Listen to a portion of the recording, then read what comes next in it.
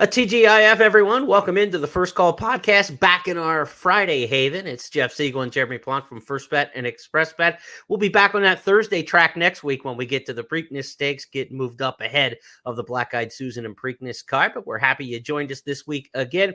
Big news on Friday. In fact, two news fronts. One at Churchill Downs, Jeff, where the Kentucky Horse Racing Commission and the stewards met yesterday with Tyler Gaffalione for his ride aboard Sierra Leone in the Kentucky Derby.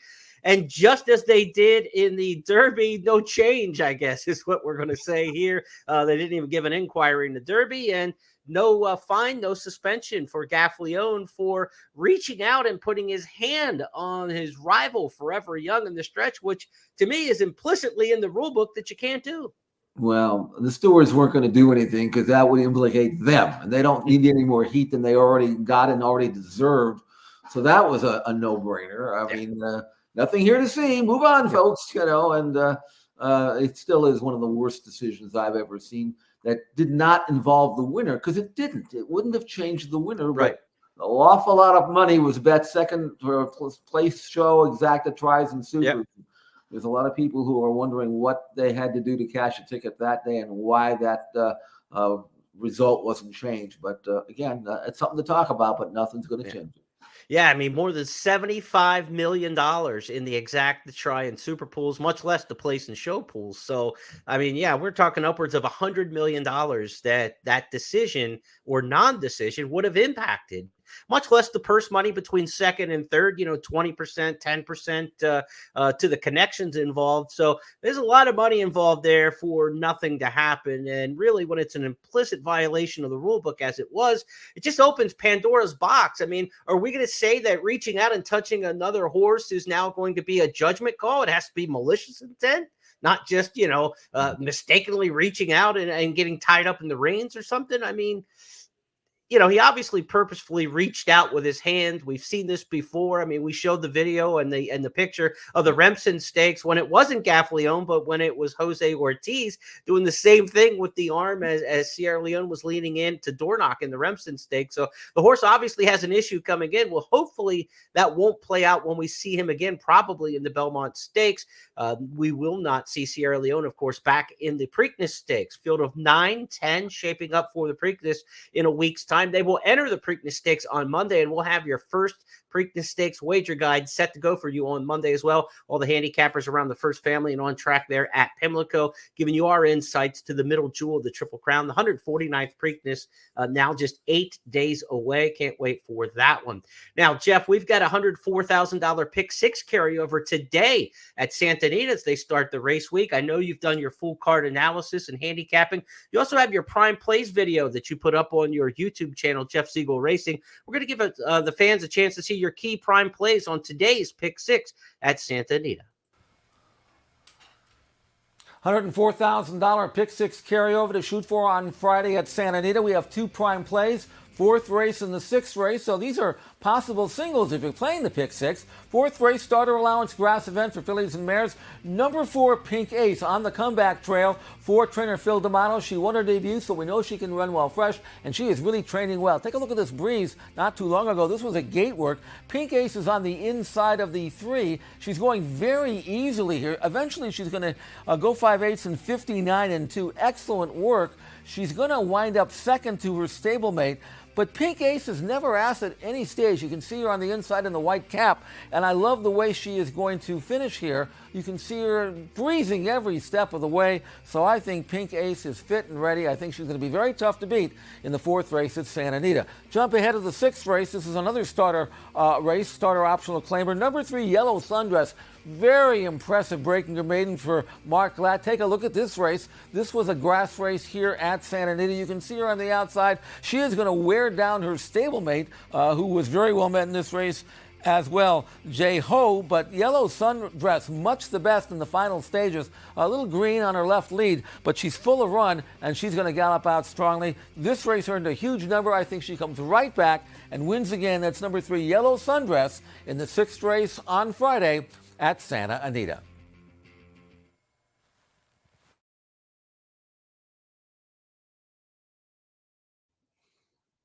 So we'll have that pick six for you. First bet and express bet. That's where you want to play it. Races 3 through 8 today at Santa Anita. Jeff and I agree. Yellow Sundress in race number 6 was one of my singles. I handicapped last night sitting on the patio. Got a little cool. Had to come inside, but was handicapping last night for the pick six at Santa Anita. And I had one of the same singles as Jeff does. So Yellow Sundress, race number 6, the one that we're both going to lean on today. $104,000 pick six carryover at Santa Anita. Of course, you're tuning in here for the First Call podcast. You expect weekend stakes handicapping, and that's what we've got for you. So for the benefit of those of you on our audio channels, here is the schedule for handicapping today on the podcast. We'll start at Belmont at the Big A. Aqueduct hosts the Bouguet, the Run Happy, the Peter Pan for 3-year-olds potentially headed towards the Belmont Stakes, and the Man o' War on the turf. At Churchill Downs, we'll go back to the home of the Kentucky Derby for the Mamselle turf sprint there for the fillies and mares. Gulfstream Park's got 2 races with Royal Ascot implications. Automatic berths to summer stakes at Royal Ascot go forth in the Royal Palm Juvenile Fillies, race 8, and in the 10th race, the Royal Palm Juvenile. Those are from Gulfstream on Saturday. And Santa Anita's Saturday main event is the Santa Barbara. If you like playing handicapping tournaments, no major tournaments this weekend, but some very affordable feeder tournaments to get you into more lucrative contests. Get set for the Preakness Day contest at Pimlico with feeders costing just $80 a day, Friday, Saturday, and Sunday at Pimlico. And then we've got $40 handicapping tournament feeders for Santa Anita tournaments coming up Friday, Saturday, and Sunday. Big promo this weekend. Hit the pick 5 on Saturday at Belmont at the Big A, and you could split upwards of $10,000 with other players who hit the sequence on the First and Express Bet platforms. $10,000 hit and split for the late pick 5 Saturday. Belmont at Aqueduct. All right, Jeff Siegel, let's get handicapping on this program for Saturday, May 11th. Belmont at the Big A, starting early in the day with their stake schedule. Second race on the card is the Bouguet, and we've got a field in here of distaffers on the turf. You're always looking for Chad Brown in these kind of races. Chad Brown, distaff on the turf, and as you go through, you've got one in here, a spray that could be tough. Yeah, he's got actually the 2 favorites here, assuming this race stays on the grass. We're recording this on Friday, and I think they're off the turf today, if I'm not mistaken. They are off today, yes. But it should be fine for tomorrow, or at least usable. And we've got 3 here on the main track, only the bottom 3. So we're only going to get 5, 2 of which are Chad Brown's. He's got White Beam, who is the even money favorite, who won the Diana last year and is an older mare with proven old form against older horses, and hence why that's why she's the favorite. But Spray is the one I'm picking. A comebacking now 4-year-old filly. She was very good last year at 3. In fact, she won 4 out of 5 for Chad Brown. And it looks to me like, I mean, both of these have trained forwardly and should be plenty fit. I went with the younger one. I don't know whether Flavian Pratt had his choice. He was the regular rider for White Beam last year, regular rider for a Spray. He shows up on a Spray. Maybe he had a choice, maybe he didn't. I don't know. But her numbers were rising when she was put away for the winner, and coming back now for Chad. And I think she's going to be an outstanding older 4-year-old filly, and I think she'll be able to handle the step up to the older ranks very, very well. Very impressive when last seen in the Lake Placid. So I'm going to go with her on top. She's on the 5, but 5-horse field shouldn't have any excuses for either one of them. It's been a while since we saw her, so let's take the fans back to Saratoga for a spray in the Lake Placid. They're at the top of the stretch, and Glorious Princess up to take the lead, but a spray comes right to her at the 8th pole, and a spray goes right on by. Surge Capacity is coming alive in the center of the course, but it's a spray with a 3-length lead, and what a performance from a spray under Flavian Pratt, hand-ridden, coasting home in the Lake Placid. Surge Capacity. This looks like a Chad Brown Exacta, a Spray, and White Beam. If you're going to try to split them, maybe the one Quarrel, good front-running turf jockey, and Javier Castellano. You get the rail and a small field. Sometimes speed can kind of slow things down and control it. If you're going to split the pair in the Exacta, maybe Quarrel in here, but it sure looks like Chad Brown in one of his patented 1-2 kind of finishes in these Philly Mare Turf Stakes, Jeff. Yeah, I mean, he's just starting the season off with both of these, and there are major races in their future, and this is just the starting point. But they've, like I say, their work pattern suggests they're both plenty fit. Let's turn our attention now to race number 4 on Saturday at Aqueduct. It's the 6 furlong run happy stakes, grade 3 here. Field of 6. I know you like a horse, Straight No Chaser, who you've seen out on the West Coast. He's a very, very fast horse. In fact, when last seen, he won the Maryland Sprint. I believe that was I think it was Preakness Day, if I'm not mistaken. Mm-hmm. He won that race by 7. He ran 108-1. He earned a 107 Beyer number. Prior to that, he earned a triple-digit Beyer number at Oaklawn Park. He's much faster on pure numbers than anything in this race. The question is whether he's fit enough. He obviously won his debut, so he can run well fresh. And he looks like he's trained very, very well for the Dan Blacker barn. Now, Dan's on suspension, so the assistant's doing the job here, but he's done a great job so far in the absence of Dan. And you can see this breeze, 59-1, bullet work, fastest of 40. Not really being asked at all. It looks like he's coming back really well. I was kind of curious as to why they brought him back at Belmont, actually Aqueduct, rather than Pimlico. Well, there's got to be a race for him next week, but he's fit enough to run here. And again, this is a weird race because it's a sprint, but there's no speed in the race other than him, really, if you look at it. I mean, Durrani likes to lay fairly close, but he's nowhere near as quick as Straight No Chaser. So Johnny V should put him on the lead and then coast, I would think, if he's fit enough. And the way he's been working in the work tab suggests that he is plenty fit for ready to roll to pick up where he left off last year. Joey Freshwater coming off a huge number last time for Linda Rice, a 105 Beyer that you just look at it, you say, where'd that come from? A horse I don't know. They've been running in the 80s and then suddenly ran through the wind there, 109-2.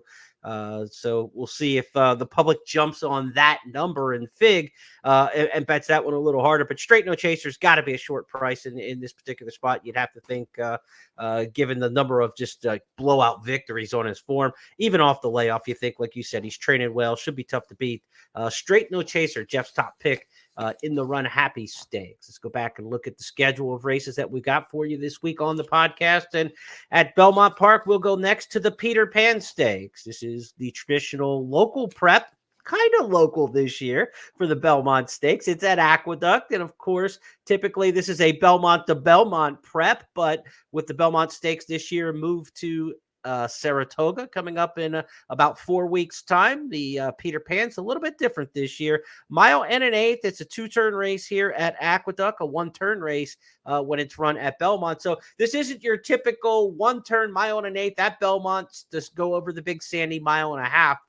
We've got 8 entered in this race, but Lonesome Boy is going to scratch and the 5 Tuscan Gold is going to scratch. The latter in favor of running in the Preakness Stakes in a week's time, where I think he's a live wire in there. So take out the 4 and the 5.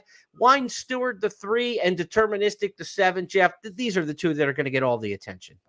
Yeah, I was kind of puzzled here. I have a tremendous amount of respect for Christophe Lamont as a trainer, and after running so poorly in the Wood Memorial and a colt by Liam's Map out of a mare by Speightstown, I thought that he might conclude that maybe he's just a 1-turn horse, maybe he's a good miler, and maybe we should concentrate on those races.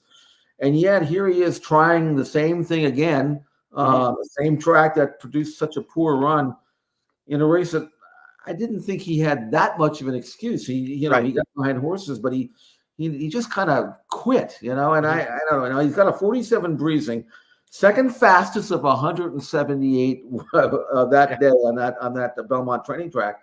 So maybe that work opened his eyes and said, look, I'm going to give this colt one more chance. He's doing well. Maybe it was something that happened to him that I just can't find. So I went with Deterministic, but only because of the respect for the trainer. That's the only thing. If he thinks this colt's good enough to give him one more chance, maybe I should as well. I think the Derby that I wasn't that impressed with those coming out of the Louisiana Derby. And Aquarian was 6th in that race. He threw a fit in the gate and broke through the gate. And I thought, under the circumstances, he didn't run all that badly, even though I was wild with the race. So I think he's got a chance to run well. I don't think the Wine Steward wants to run this far. I think he's a sprinter. He's undefeated sprinting, and that's what I would do with him if he was mine. But they're still trying to make him a router. I'm going to go with Deterministic. How much do you trust him, and do you think I'm putting too much trust in the trainer here to pick him right back after such a poor run in the Wood? Well, I mean, when you match him up against the other horses in the race, he's live in this particular spot. But I think overall, you're 100% right that he's going to be better going shorter. And with the 7 furlong Woody Stevens coming up in 4 weeks, you're not going to run in this race probably and then cut back to the Woody Stevens after back-to-back mile and an eighth. So I don't know why they just didn't lay him off from the Wood to the Woody Stevens and just sharpen him up and get him ready to sprint again. So, yeah, I'm not digging the move in that particular spot, but we know this horse, when he's good, he's really good. You know, the Saratoga win as a 2-year-old caught everybody's attention. And then his return win in the Gotham, sloppy track or not, was awfully good that day in the Gotham. Let's go back and take a look at that. Here comes El Grandeo is looming up on the outside. These two head and head as they reach the top of the stretch. 46-3 for the half-mile time. 1:10-4 for 3/4. El Grandeo has got the lead in the Gotham. It's El Grandeo out in the center of the racetrack. Maximus Meridius is battling on, chasing his Deterministic in between horses. El Grandeo, but here comes Deterministic in full gear down towards the inside and takes the lead. It's Deterministic who's in front, is up by a length and a half. Just a touch into second. Deterministic wins the Gotham. You know, Jeff, I'm usually on horses that are doing something harder than expected, not trying to find the easier path. That shows me confidence from the trainer that they're moving up. Tuscan Gold, to me, would have gotten a beautiful setup in this race, and in a mile and an eighth would have been much, much the best, I think, in this particular spot against these horses, because we say Deterministic, I don't know about 9 furlongs. The Wine Stewart, don't know about 9 furlongs. Tuscan Gold would have been beautiful in this spot to win for $200,000. They're running for, $1.5 million, $2 million next week in the Preakness Stakes instead. That's usually a good sign to me. So I like to see that if you're looking ahead to the Middle Jewel and the Triple Crown. This race, you would think, runs through one of those two classy horses, Deterministic or the Wine Steward. But I could see Antiquarian kind of being a little bit better for maybe the mile and an eighth trip than some of these. So, Antiquarian would be no shock in here. I don't think it's a open and shut case. And in a short field, you're still not going to get a big price on, say, the third choice of this race. You're going to have to beat the two favorites and probably only get 4-1 or 7-2 to do it. Yeah. So from a gambling standpoint, this is one that you might want to, pair up in multi-race wagers, because you've got the Man of War coming up, races 6 to race 7. So I wouldn't mess around with exactas or intra-race bets in this particular spot, even win bets, because I don't think you're going to get much value in the 6th.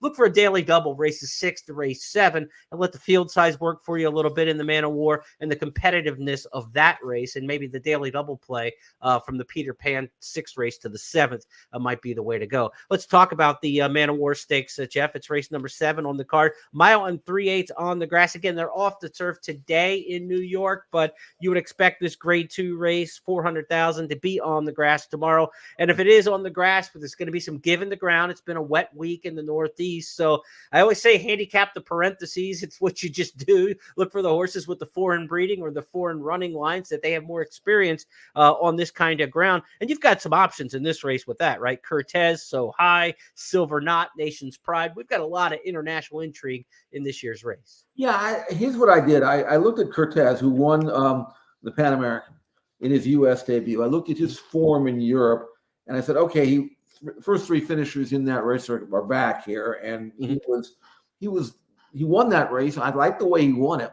Right. His form suggests over there that he wasn't quite up to Silver Knot or certainly Nation's Pride. So if I use him as a kind of a guide, as a gauge, right, I really think the 2 Appleby horses are better than him. They were overseas for sure. Now the question is, how fit is Nation's Pride? How well meant is he? Usually Appleby doesn't give horses races. They're usually pretty fit. Right. And Nation's Pride is a very good horse when he wants to be. Plus, he won over this course and distance a couple of years back with Frankie, who rides him here. So you kind of expect he's going to come back as well as he left. And a very, very good horse. And Silver Knot coming off a nice win in the Elkhorn. Again, a lesser field, but he still won, and he's got good tactical speed in the race that, may have a little bit of pace, but they won't be going fast. Right. I'm just going to have to trust the trainer again and assume that Appleby's got Nation's Pride ready to win, because he's the best horse in the race. He's run well fresh in the past. Just a matter of him coming over. He hasn't been out, he hasn't been off a long time. I mean, he's probably been kept in light training, and looks like he's been breezing here for a while. So for me, Nation's Pride, I don't know whether 8 to 5 is any kind of gambling number or not, but I'd like to see him win just because, we could use some help in that division, and he's one of the best around. Over 11 furlongs, he's a true stayer. He's a grinder. He just kind of keeps coming. Witnessed by his win last year up at Woodbine when he won the Canadian National with a long stretch run that day, but he just kept coming. Nation's Pride is now asked to wrestle up in second and battling away as a Damo, but it's a two-horse war at the moment, and Royal Champion's lead being whittled down gradually, a length and 3/4. Nation's Pride coming on. Nation's Pride coming with every stride, getting the leader now, and Nation's Pride's taken over and will come away and win the Canadian International. A very impressive display, and it's William Buick at Nation's Pride 2.5. If you're looking for a price in this spot, maybe Greek Order. This is one that has some of that English experience and pedigree, should like the soft they're going.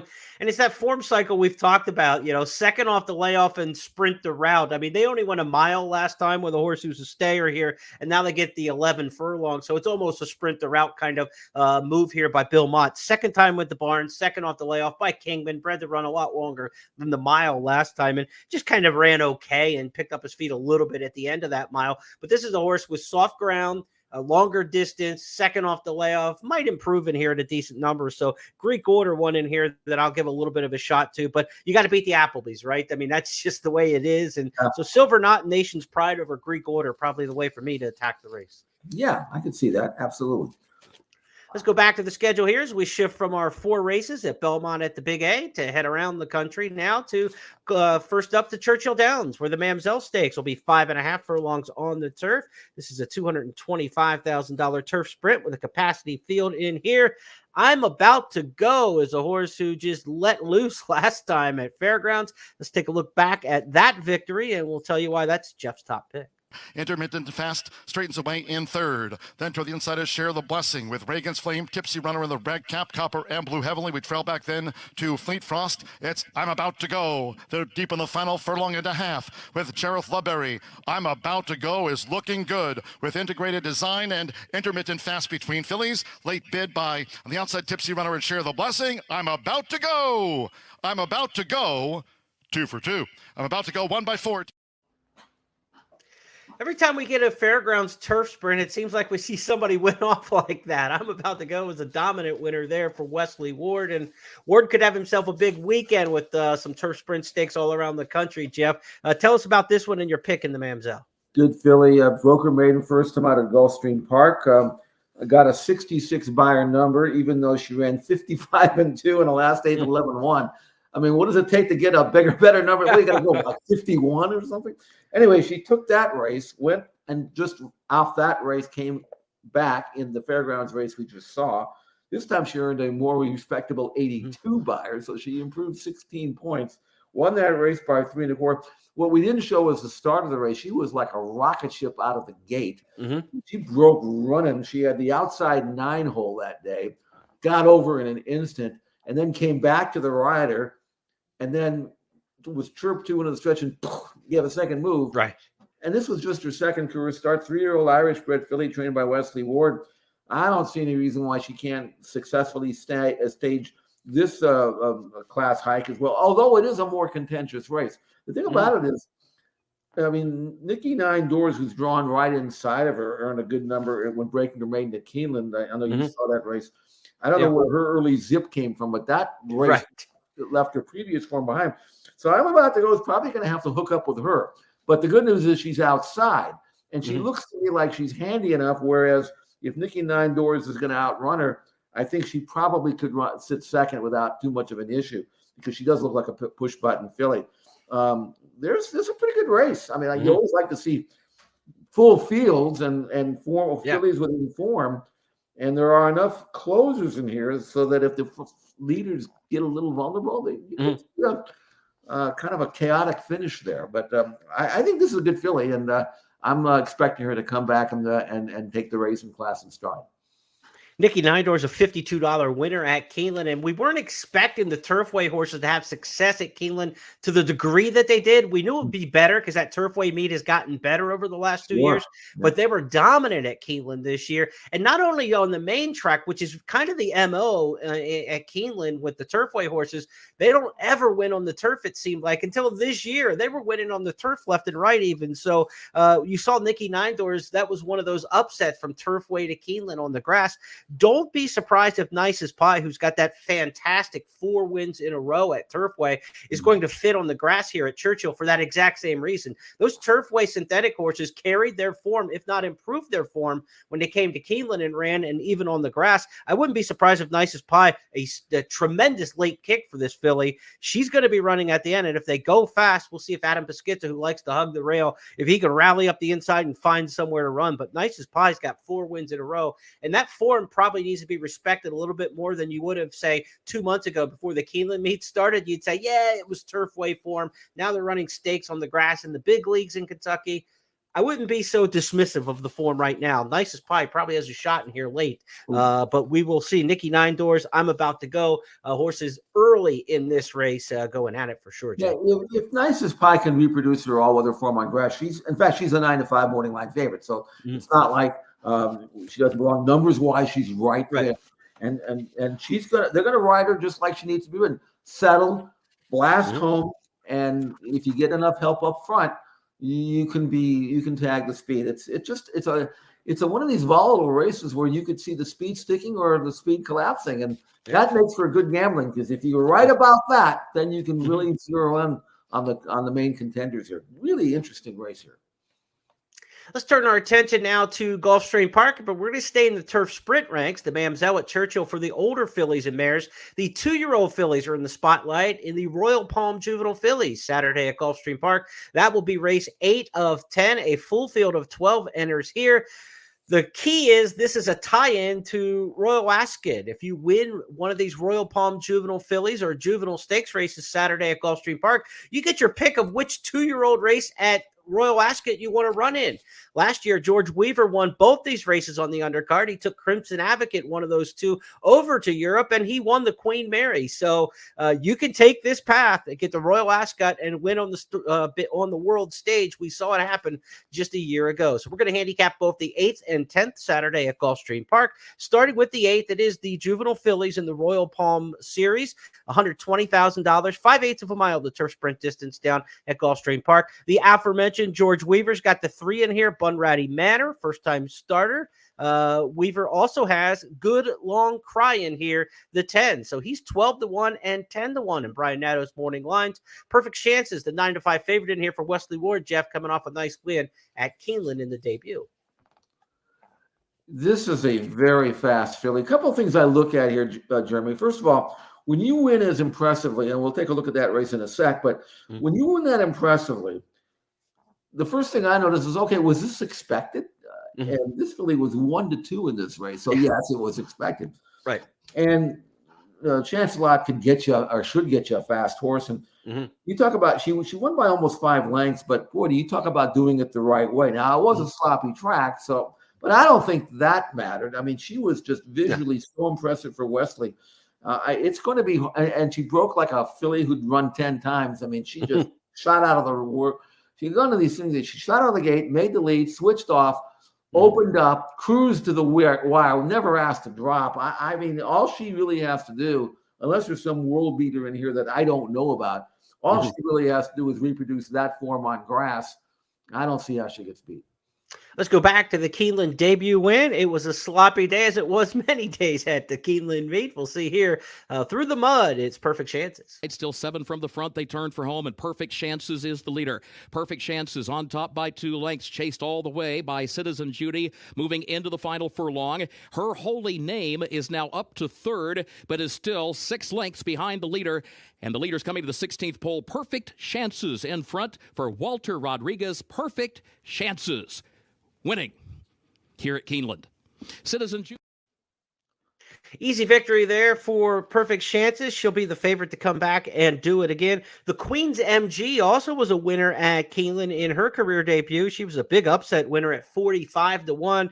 So much so that C2 Racing and Company dipped into their pockets and privately purchased that one. Now switched to Saffie Joseph Jr.'s barn. So it'll be interesting to see what the other Keeneland winner in this race, the Queen's MG, looks like. Again, off the purchase and coming right here, maybe with intent. I mean, this was just a $3,500 purchase by 1,000 words, and you know they paid a lot more than that to privately purchase this one. But maybe with the idea that we know this race is coming up and a shot to get the Royal Ascot. So the Queen's MG, interesting in this spot. But if you missed the wedding at 45-1, you probably don't attend the funeral at a shorter price here. But didn't the runner-up come back and win the stake at Churchill? So maybe that Frank's the West Memorial. But I from what I saw, Perfect Chances, I mean, I don't see anybody get in front of her, and she won so easily. Again, going 5/8 of a mile on grass. You better not make any mistakes coming out of the gate. And we'll just have to see if she can transfer that form.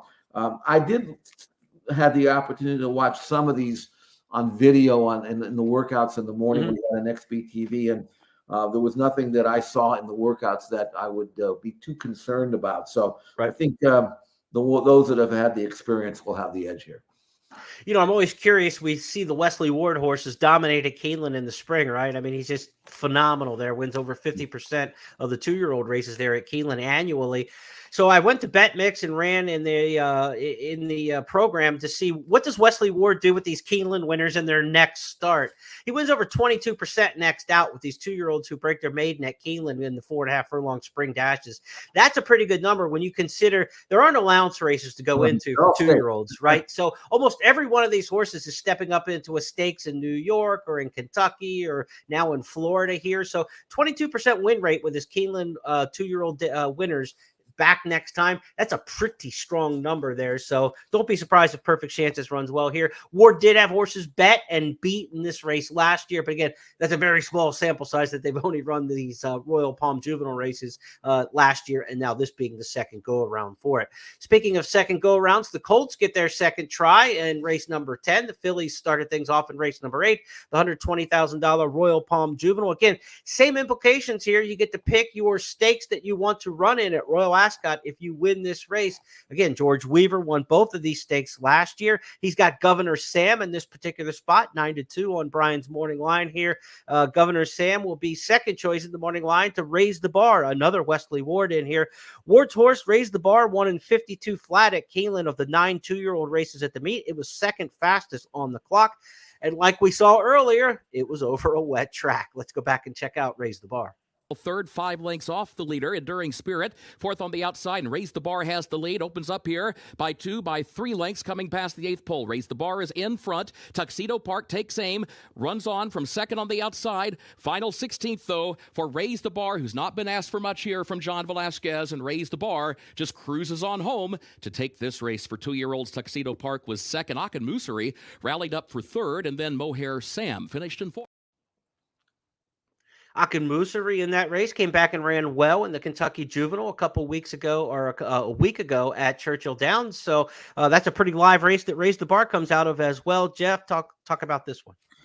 Well, he doesn't have any grass pedigree to speak of, but boy, what a good mover he is. Again, very similar to what we saw from the filly. I mean, cruise control through the lane, never asked to drop, showed excellent speed as you'd expect a son of McLean's music to do. And since then, he's got a breeze over the grass. I assume he was satisfactory in that move. We didn't see it, but again, having that race under his belt and being so impressive and going at 5/8 of a mile, bred to be the blinding speed horse that he is, Raise the Bar looks very, very tough to beat. Now, I want to mention Governor Sam because he's got a couple of Palm Beach Downs work showing that we don't have on video. They don't look particularly impressive. It's hard to tell. But let me tell you about Governor Sam. This is a colt that was in the 2-year-old and painting sale and breezed an 1/8 of a mile over the all-weather in Ocala in 9 4/5 seconds. And there was obviously no reason to ask him for anything after that. The thing about his work is he could not have looked any better. What a beautiful mover. What a great athlete.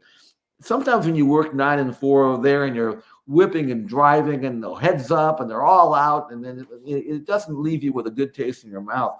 Mhm. This colt is an athlete. I'm telling you, he's a really, really good colt, which is why they gave as much money as they gave for a stallion who, number one, doesn't figure to get a fast horse, and number two, has never had a runner yet. So, I mean, that colt was bought on the breeze alone. Now, he's going to have to be really good to outrun Raise the Bar, who's got the proven form yet. But I'm really curious to see how Governor Sam is. And Improbable is, unfortunately, lost him not too long ago as a stallion. He died unexpectedly, but he was a son of City Zip. I'm not even sure if he ever ran on grass, but of course, City Zip is a turf horse. So there's no reason why Governor Sam won't like the grass. He breathes well on the all-weather, and he is good. I mean, he is really, really good. And Raise the Bar may probably be advised not to make any mistakes here, because that's a running son of a gun right outside of him. But again, if I had to choose one or the other, I'd go with the proven element in Raise the Bar. I'll give you another one to watch in here. I think this is the much stronger of the two races. I just think there's more meat on the bone for a handicapper in terms of like pedigree and works and information like you talked about with the 2-year-old sale work and everything like that. The 5 Reach for the Rose in here. It's Ken Ramsey, homebred. The mare side, you've got a 2-year-old stakes winner there on the dam side.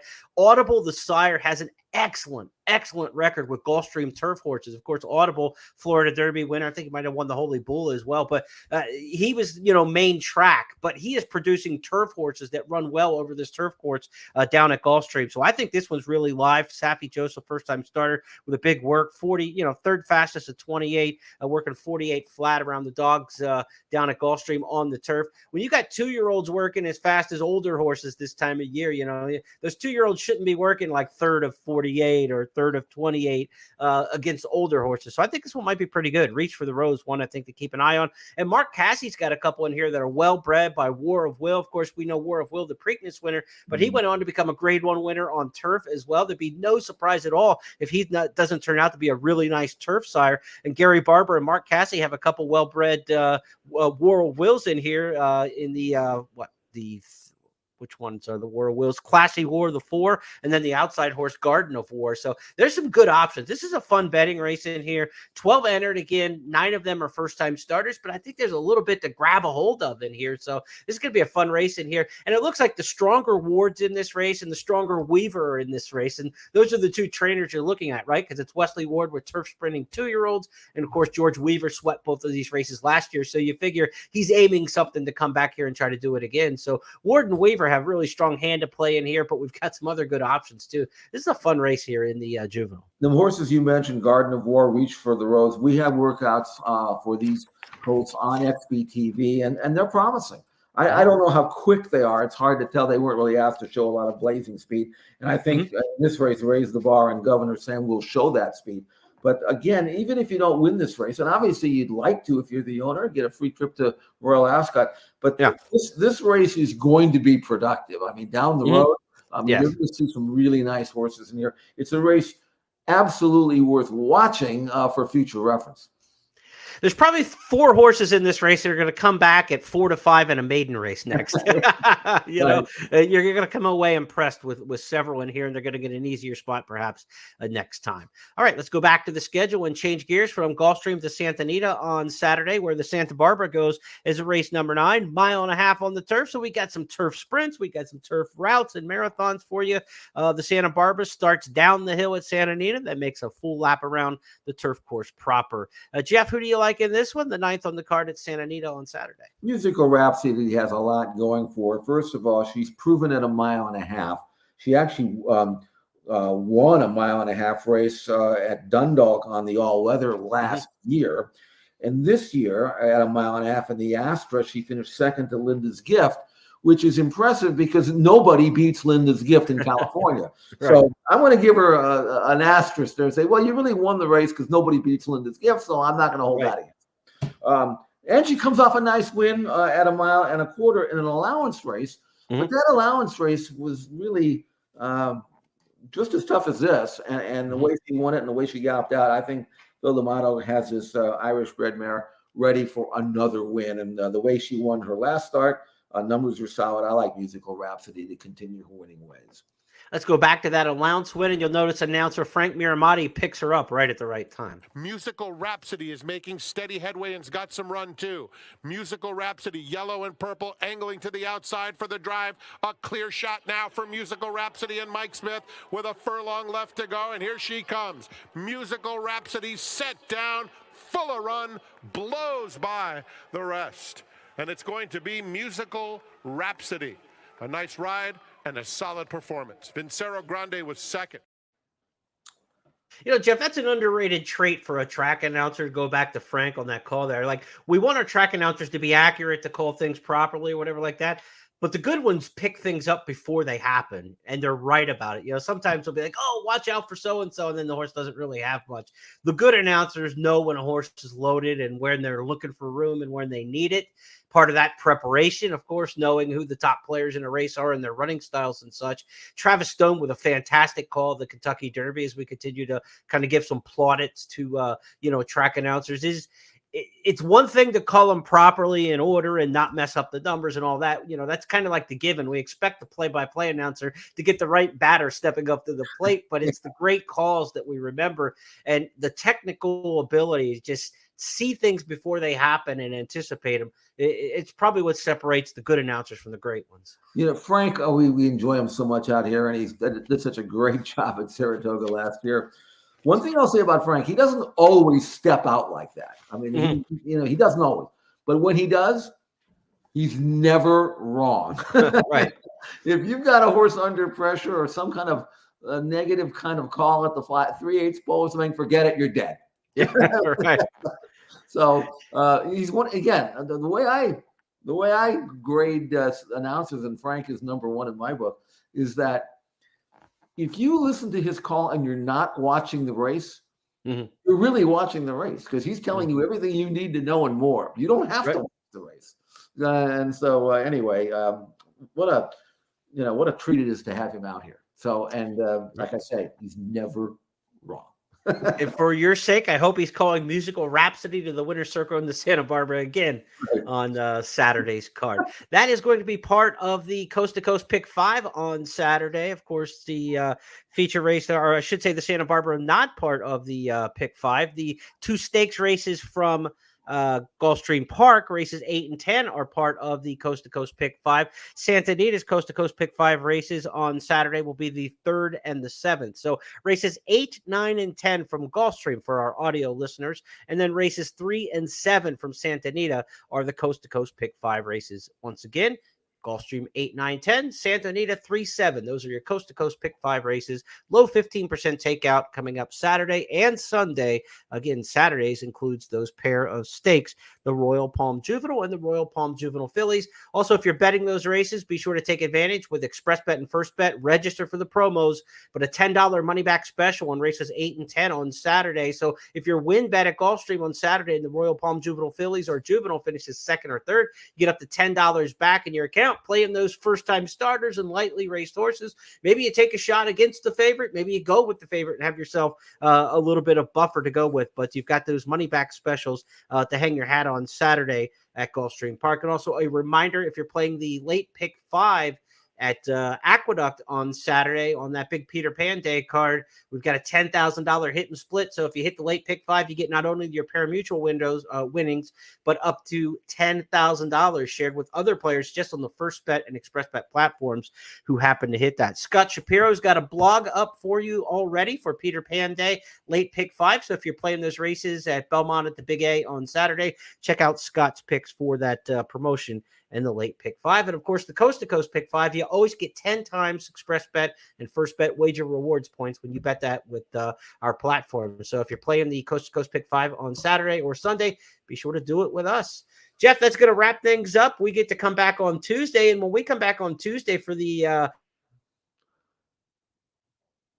it's official pot field for the Preakness Stakes, because that all enters on Monday at Old Hilltop. So looking forward to seeing the entries for the Preakness. And will we see Mystic Dan? He was back on the track good news there. 3 days in a row since he returned to the track on Wednesday. He galloped this morning, racing with Bruno. Had some footage of that on Twitter today. So it's good to see Mystic Dan back. And we expect now, I think he'll be in the Preakness. I think he will. But will he be favored over Muth? Probably not, because people are going to look at that and say, well, Muth beat him pretty convincingly in the Arkansas Derby. And the way Muth has been training, he is going to take some beating for sure. But the Preakness really needs the Derby winner, and I hope he shows up. I think he will. Why not? And make that race special and the entire day special. And, of course, tremendous competition in the undercard races as well. Always fun to handicap the undercard races at Pimlico. And, of course, Black Eyed Susan Day on Friday as well. So good racing at Pimlico. Can't wait to dive in and get started. Yeah, we'll head to Old Hilltop and check it out. We'll give you all the previews next week on It's Official Tuesday. We'll take a look at our first look at the field and all the hot topics. And then in our handicapping podcast here, the First Call podcast, we will move it up a day to Thursday next week. And we'll have that for you on Thursday, which will give you a look at Black Eyed Susan Day on Friday, maybe a look at the Black Eyed Susan Stakes, Pimlico Special also on Friday, and then all the big races on Preakness Day for Saturday. So we'll have that for you next week. That wraps things up for this week's show. Thanks for listening. Be sure to like and follow and share this with all your friends so we can build our audience here on the First Call podcast, and It's Official on Tuesday. Have a great weekend. Good luck, everybody, and we'll talk to you on Tuesday when we'll know the field for Preakness 149.